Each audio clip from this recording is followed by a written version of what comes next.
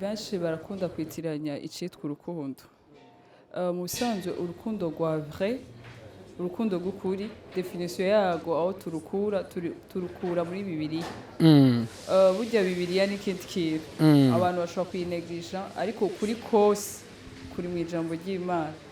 Donc novuga yuko insiguro y'urukundo premièrement aho tuyikura muri 1 Corinthiens kigabane ca 13 umurongo wa 4 gushika ku murongo wa 5 niho bavuga insiguro y'urukundo, bavuga yuko urukundo rwihangana, urukundo rugira neza, urukundo nirwihayagiza, kandi urukundo nirukora ivyinsoni nke.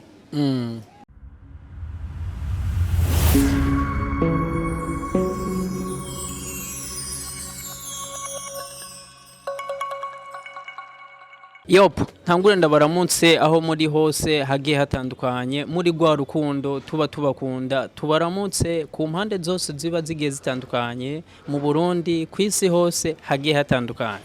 Haje umuntu ngo mu gukunda afatira ku bintu byinshi bigiye bitandukanye, ariko no mu gukunda ngo bifise ibintu byinshi bitandukanye. Mana yanje umuntu rero sasa rero mwavuga ati ne bitatara kundi umutumira ari imbere yaramupfire yasuko suko, ariko ndakuramutse cyane, umeze neza? Ego ntanguranye na mode yatari y'urukundo gusa, urukundo turi mu kwezi k'urukundo.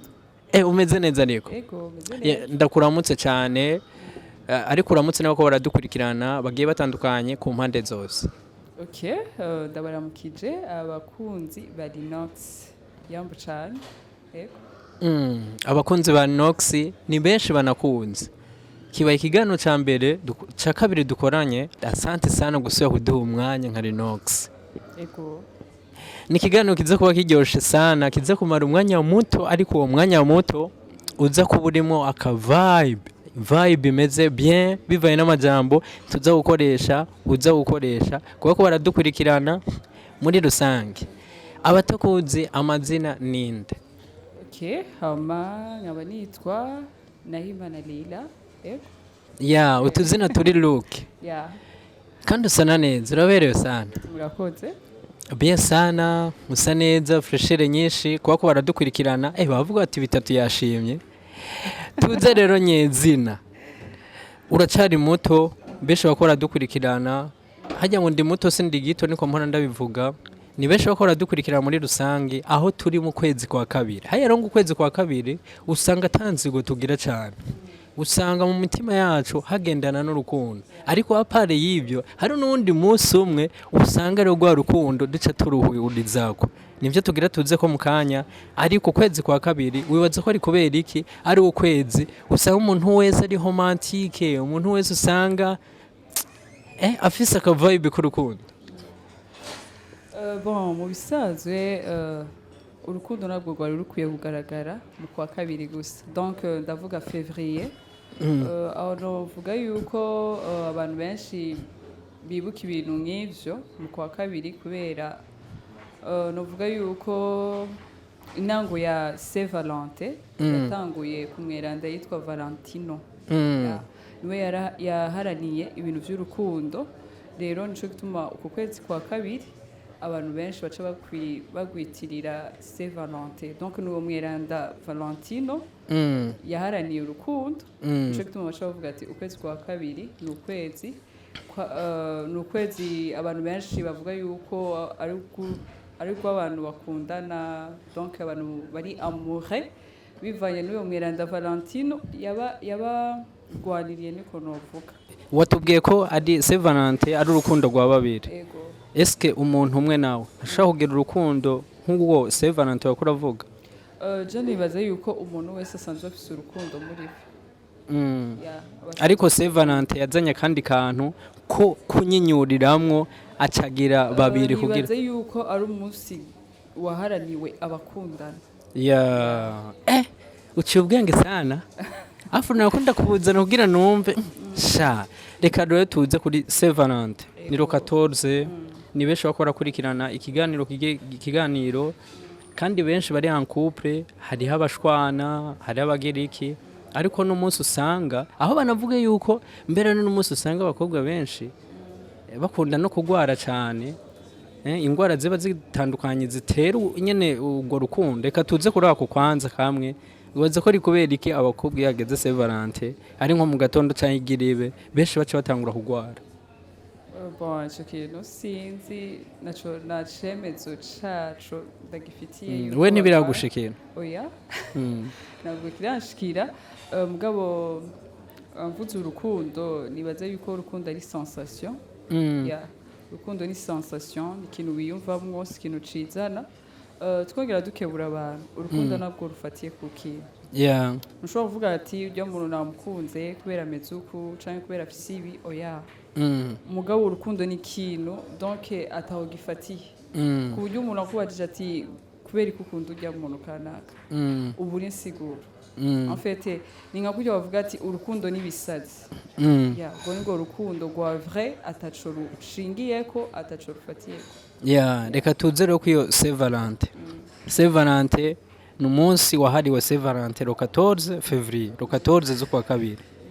Abantu muri rusange ni benshi usanga hamwe benshi usanga ariho batwarira n'inda z'inshushu benshi, abandi ugaca usanga bagiye mu bindi bintu by'intanzi, ni kuvuga urukundo bakarukoresha ukutariko. Nka wewe wanonosoye bya Saint Valentin ubizi neza, wibaza ko ari kubera kuko kwezi usanga kuzana ingaruka mbi cyane yaba mu gwaruka cyangwa mu bandi bagiye batandukana? Abantu benshi barakunda kwitiranya icitwa urukundo. Mu bisanzwe urukundo rwa vrai, urukundo rw'ukuri, definition yago aho turukura muri Bibiliya. Burya Bibiliya ni ikindi kintu abantu bashobora kuyinegisha, ariko kuri kose kuri mu ijambo ry'Imana.